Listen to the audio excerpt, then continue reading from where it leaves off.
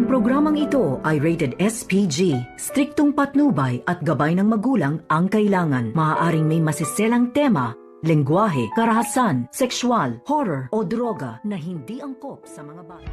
Talaga nakikipagtaguan ka sa akin, ha?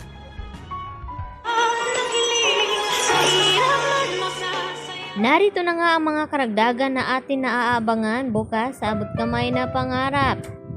Nakatakas nga itong si Lynette dito sa mga kamay ng mga mandurukot at akyat bahay. Subalit nang makatakbo nga sila din Dr. Enriquez, dito naman na tinawag nila itong security at humingi nga sila ng tulong. At dahil sa malakas na pwersa ng mga mandurukot na ito, ay nahabol nga itong sina Lynette. Lalo pa may mga bit-bit sila ng mga armas at dito na nga nila pinaputok at naputukan nga itong security guard. Kaya naman, naghihiwalay itong tatlo.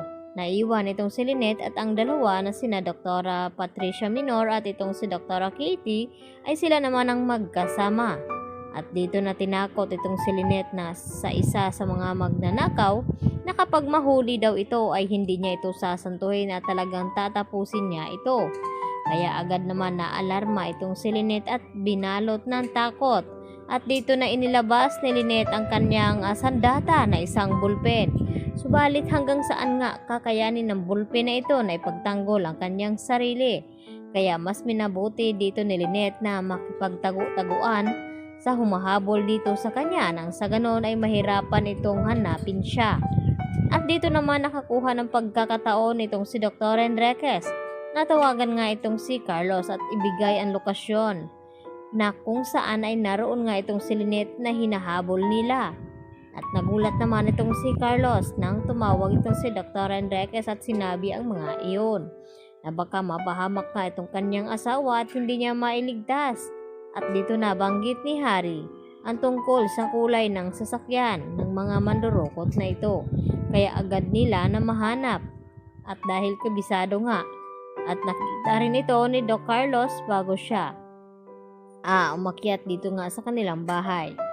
Samantala, tinawagan naman ni Zoe ang kanyang ina at kinamusta kung nakuha na ba daw nila itong pera na 100 million pesos. At good news naman na ibinalita ni Moira sa kanyang anak. At dito nga na sinabi ni Moira na puntahan itong kanyang lolo at bantayan. Baka makatakas nga ito.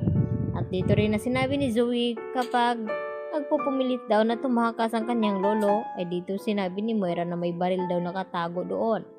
At kung kinakailangan, ay paslangin niya ang kanyang lolo.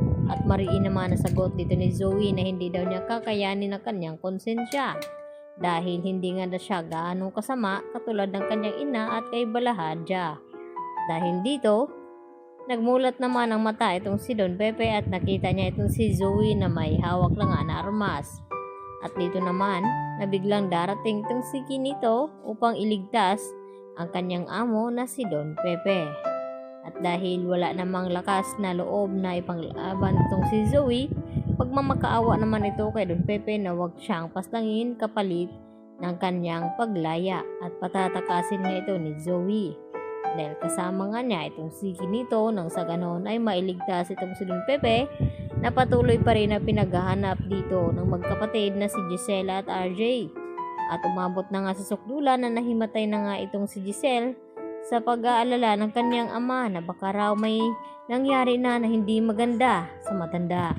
Dahil mas pinapatagal nga at pinaglaruan ni Moira ang dalawang magkapatid. Nang sa ganon ay makaganti nga siya nito sa lahat-lahat ng mga ginagawa ni RJ at Giselle sa kanya.